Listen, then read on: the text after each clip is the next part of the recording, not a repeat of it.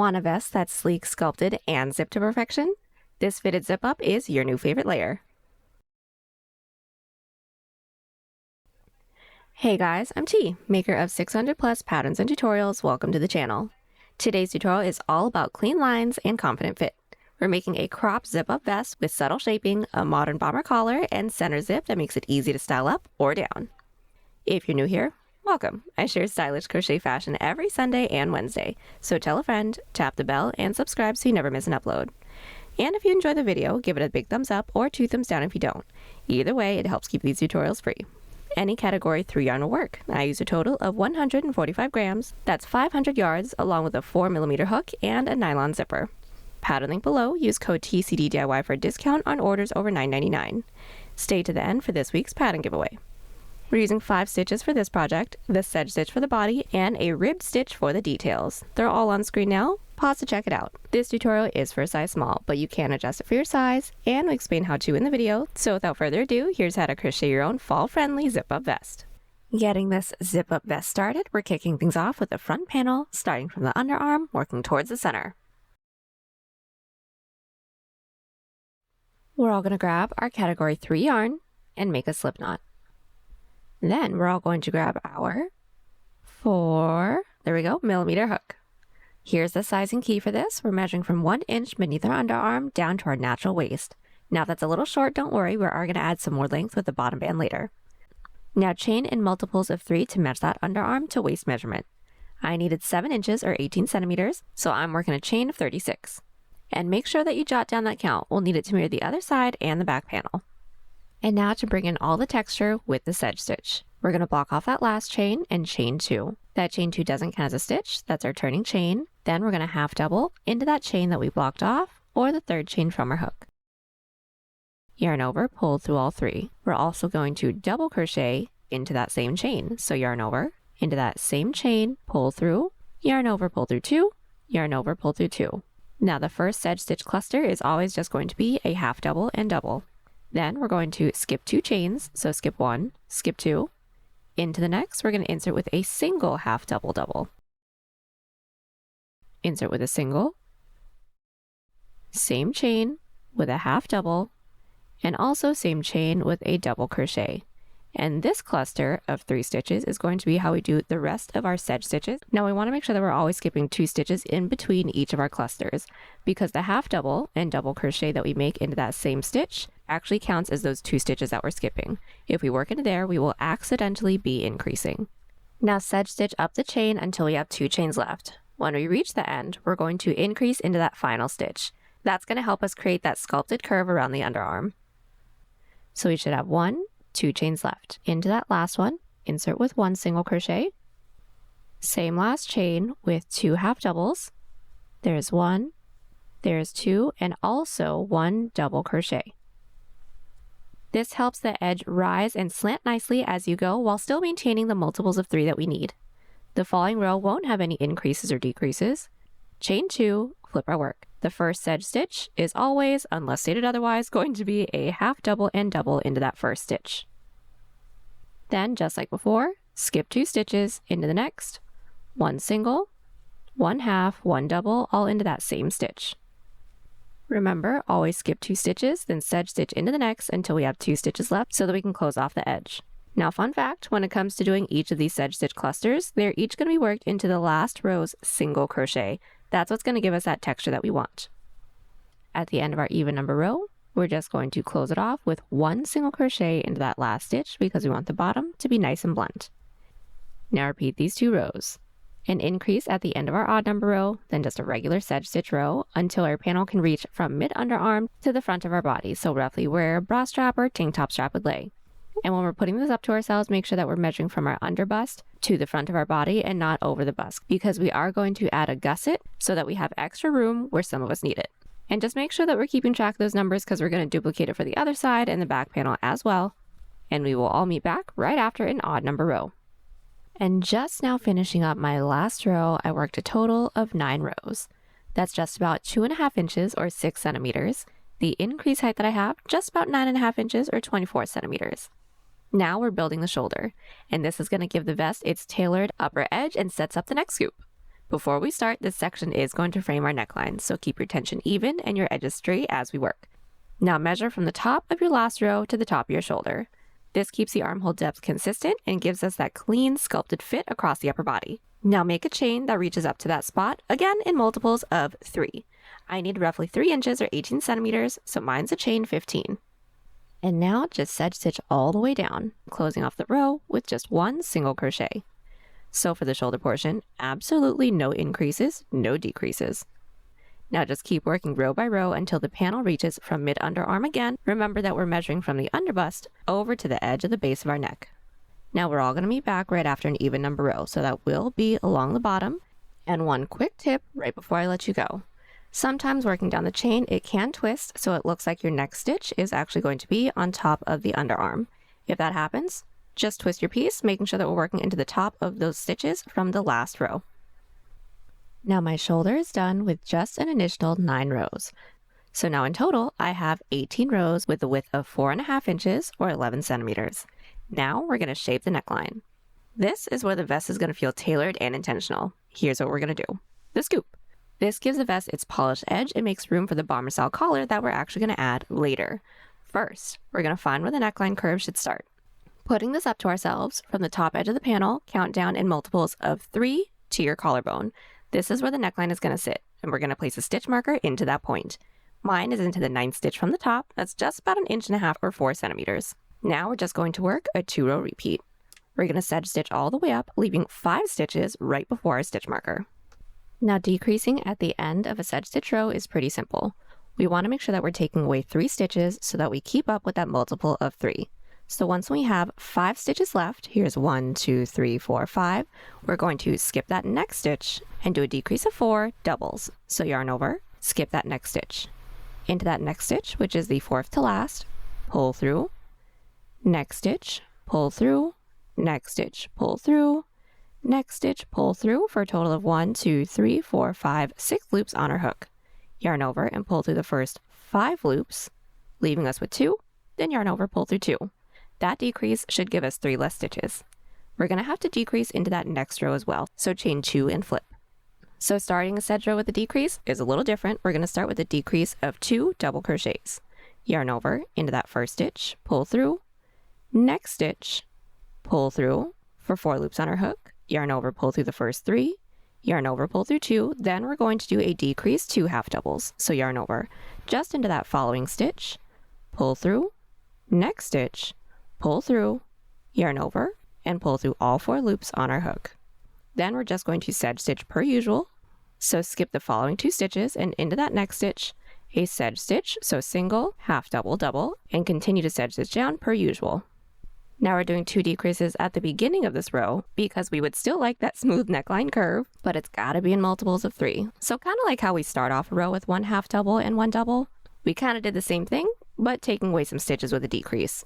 And this row should give us 3 less stitches than the last row too. Now just repeat these 2 rows until our panel reaches the center of our body, making sure that we're still measuring from mid-underbust. Once when it hits the center, go ahead and cut. And with one front panel completed, I have a total of 22 rows. My width is just about 5.5 inches or 14 centimeters, and with one front panel done, we're doing great. We're going to go ahead and make its twin. Then we're going to complete the length with the bottom band. So now that both front panels are completed, it's time to add the ribbed bottom band, and this is what's going to lock in that fit and gives the vest its clean zip-up edge. We're going to place our 2 front panels next to each other, making sure that the neckline is in the center, so basically the same way that we would wear it. Then we're going to start with a single crochet row. We're going to alternate between 1 to 2 single crochet in through every side row, cut, and then again on the other side.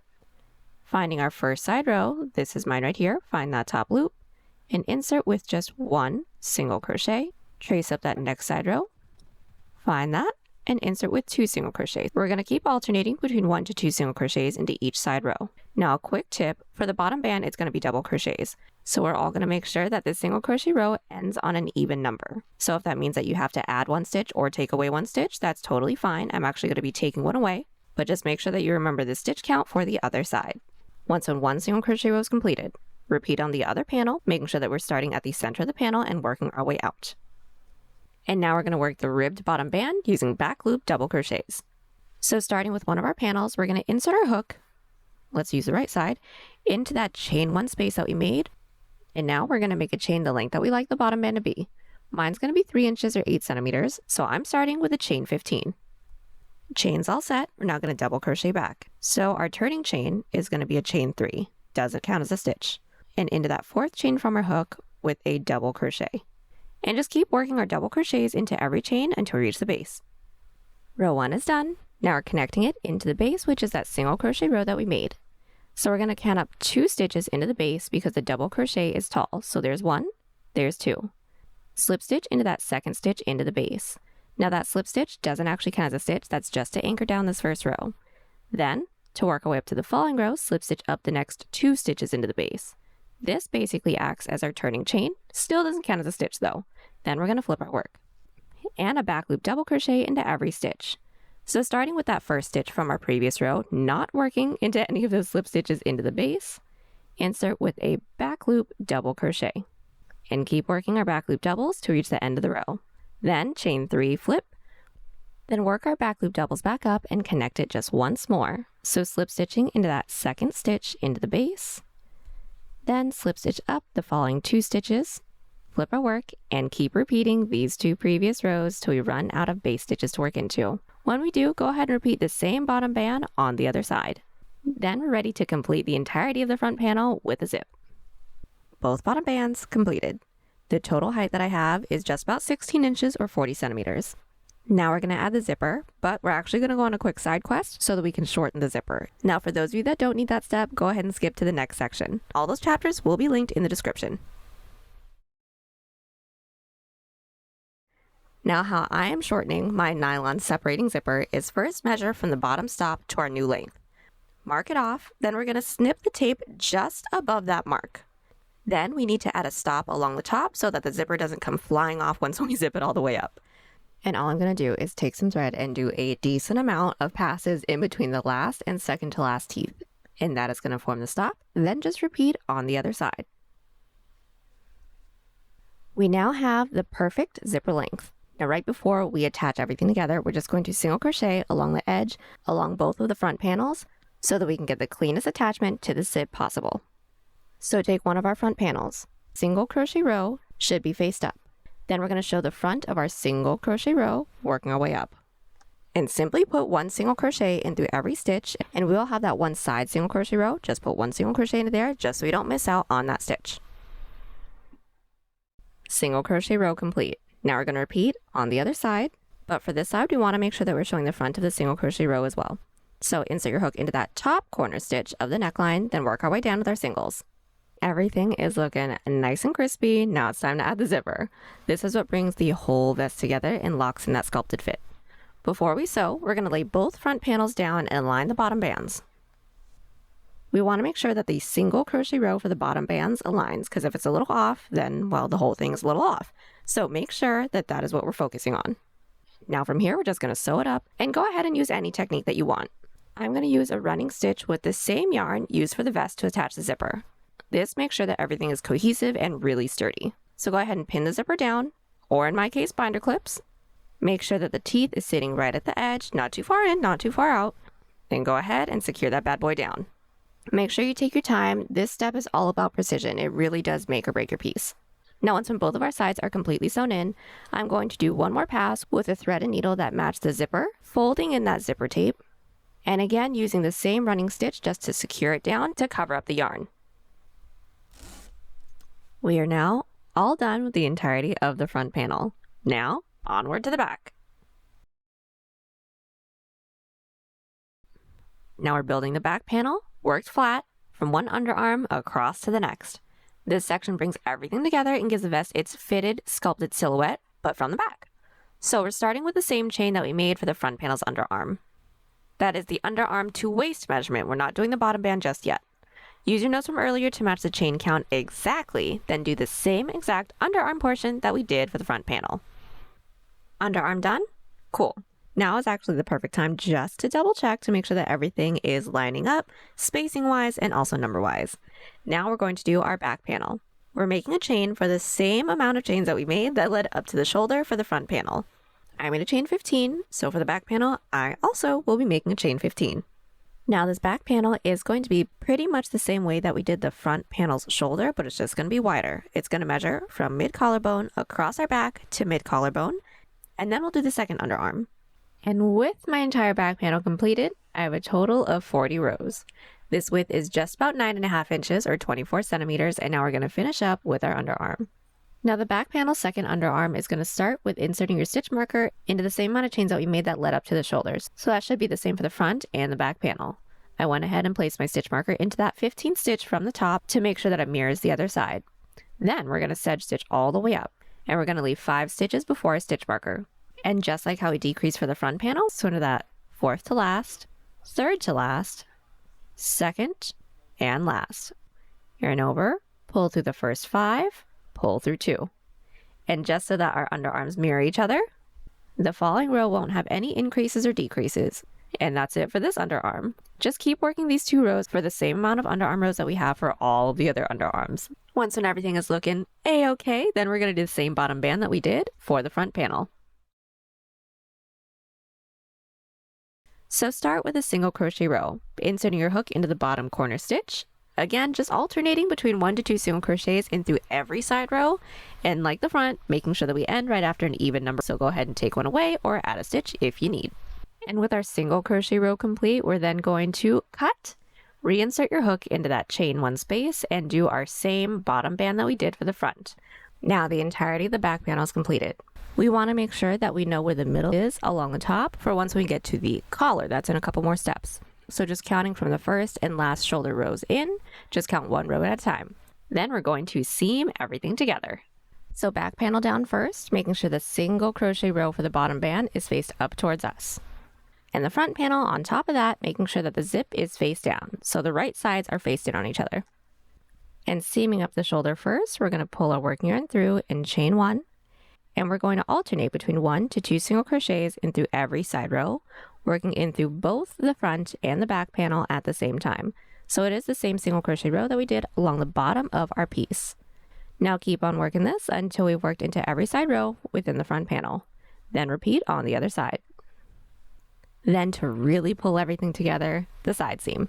When it comes to doing the side seam, we are going to need to place a stitch marker into a stitch from the top that is in multiples of 3 again, right where we'd like to add more width for the bust. So try your piece on, making sure that everything is sitting and fitting where it's supposed to be, right side out.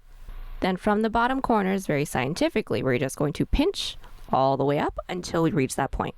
I went ahead and placed my stitch marker into the 18th stitch from the top. Same thing on the other side. Now just a single crochet seam until we reach the stitch marker. Then once we do, we're going to cut and repeat on the other side. But just as a reminder, we are going to have that 1 single crochet row in between the bottom band and the body portion. Just 1 single crochet into the edge of that row within both panels, just so we're not missing out on that space.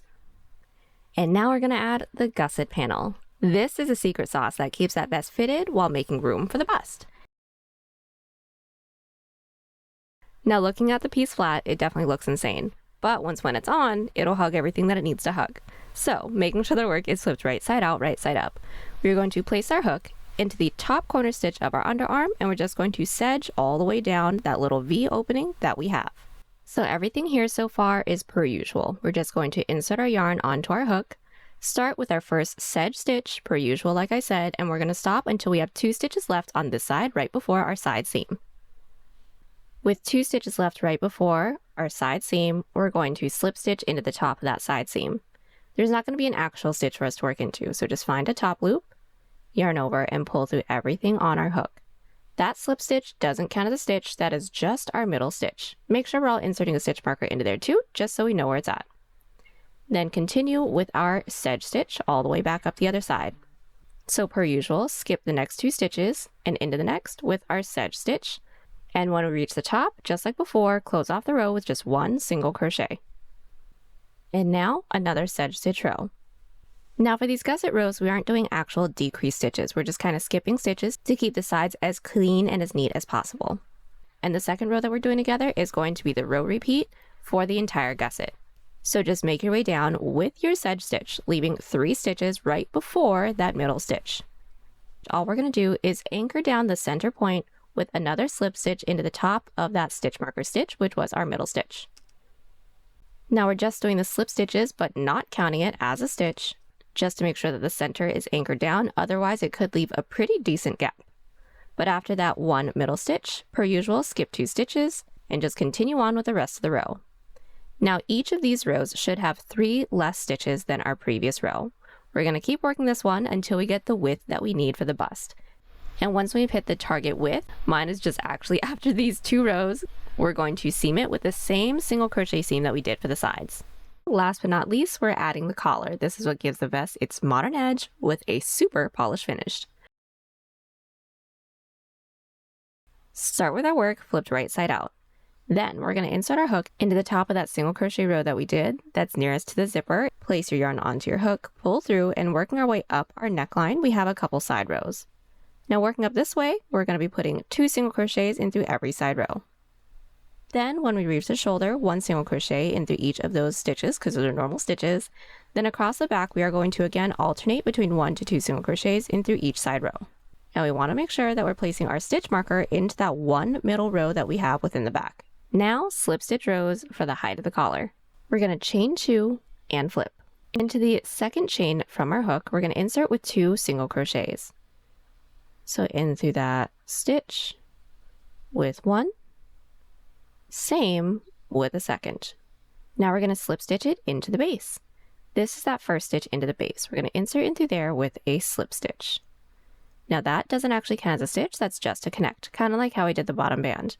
To work our way up to the following row, slip stitch up that next stitch into the base, flip our work, and now back loop slip stitches. Every side should have 2 stitches to work into, so into that first stitch, into that back loop, next stitch is back loop. We're going to need to increase for this row as well. So after we slip stitch into every stitch, also 1 single crochet into that same last stitch. So everyone should have 1, 2, 3 stitches for our row 2.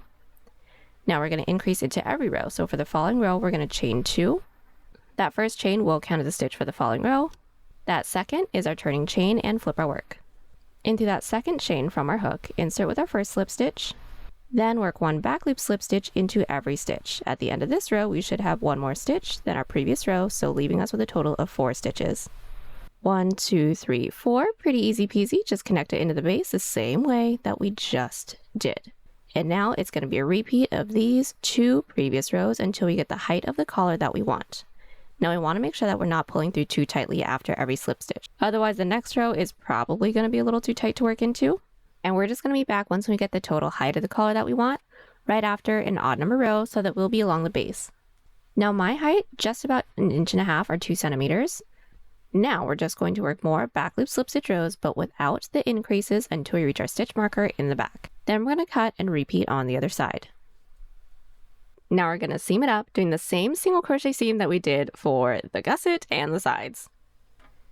And lastly is our single crochet along the armholes. This is pretty simple, we're just cleaning it up. So 2 single crochets in through every side row, 1 single crochet in through every stitch. And now we are all done. Now the last thing we have to do is simply weave in all of our ends. And there you have it, your very own zip up ribbed vest. I am over the moon with how this turned out and I can't wait to see your versions. And if you happen to make your own, please post it in our community tab. Now, I want to hear from you guys. What stitch would you like to use for this design? Drop your answers in the comments down below.